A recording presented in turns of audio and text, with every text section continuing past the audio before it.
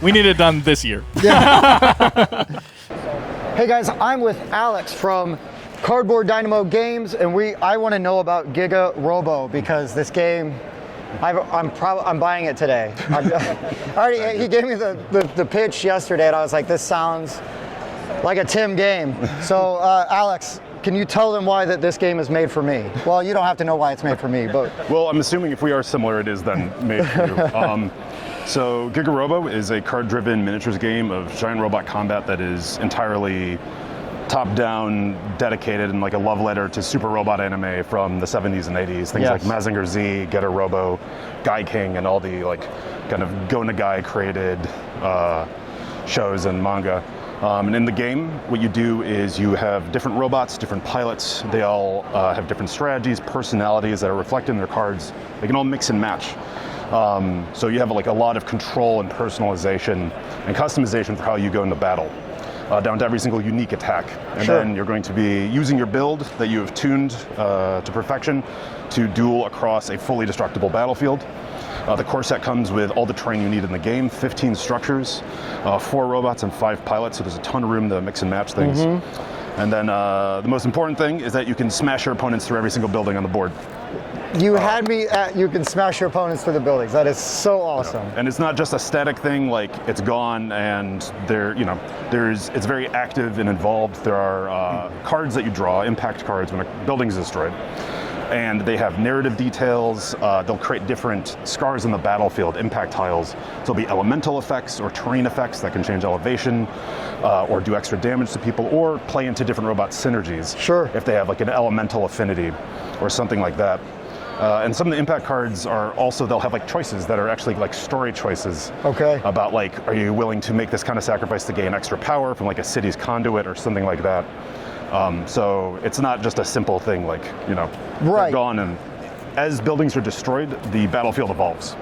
Yeah, that aspect of it, because I've played some games, I don't want to say similar, but where parts of the battlefield can get destroyed, and maybe all that gets changed is line of sight, maybe, right? And the fact that your game does more with that, you know what I mean, and utilizes that more, has more of an effect on gameplay. And I mean, I just love the idea that different types of terrain then start to come out, you know what I mean, and it changes all of that. And then the way that the way that all of the mechs, like the robos that you've explained, like the way you can customize, right? So so Spencer and I could build, we could essentially, if we pick the same pilot and the same robo, we could still play completely differently. Yeah, I mean, you could have a table of 4 people, each playing the same pilot and same robot, have completely different builds. There's a lot of options in there to really just tune it to specific strategies, or it's a lot of variation.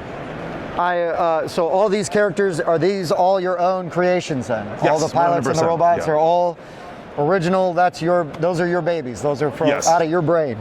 Yes, me and some other designers. Sure. But I mean, there's obviously there are like nods and homages. Of course. Like, I'm not going to ignore the things that inspired it or made me fall in love. But none 100%. of them. They're all original designs. All the characters are original, and they have like full backstories. Right. And like developed lore. And we're actually releasing a new expansion. It should be out by Gen Con, which is just a card-only expansion.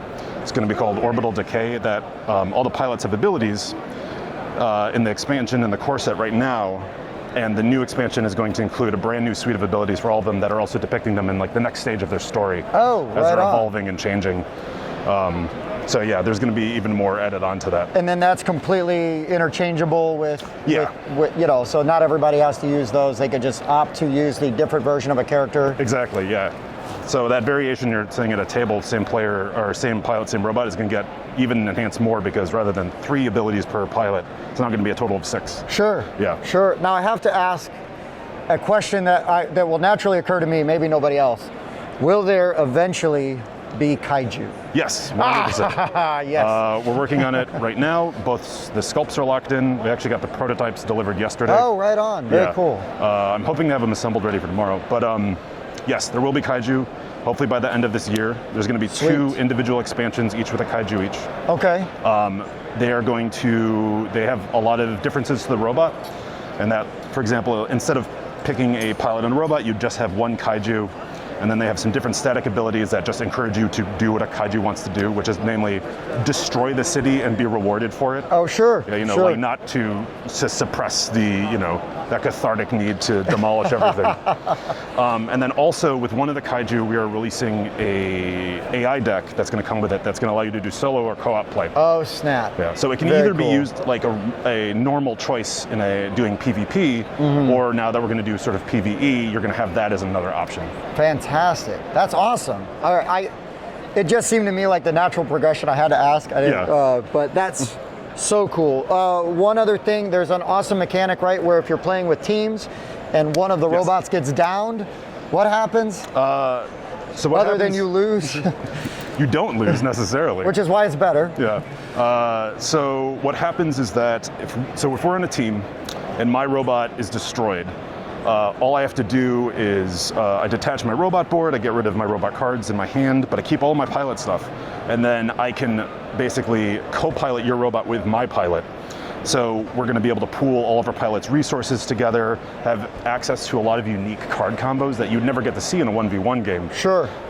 And it's an immediate catch-up mechanic. Right. And then also it is, the worst thing to do when you're playing a game is if you get knocked out, you just have to sit there and watch the rest of your friends have fun. It sucks. Yeah, it's terrible. It's the worst. So everything, other game modes also, it's designed to never create that situation. When the game ends, but you're never going to have a situation where somebody's just left on the side not being able to play. Right. Yeah.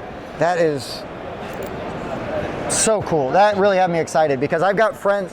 I like to play skirmish games. Not all of my friends love it because if somebody gets knocked out, I'm just sitting here. Yeah. And you can't just say play better because that's a mean thing to do. Yeah. But the way that that kind of blew my mind when you said that. That I was just like, that makes so much sense. Why? And also thematically, it just works so well with what you've got set up. You kind of.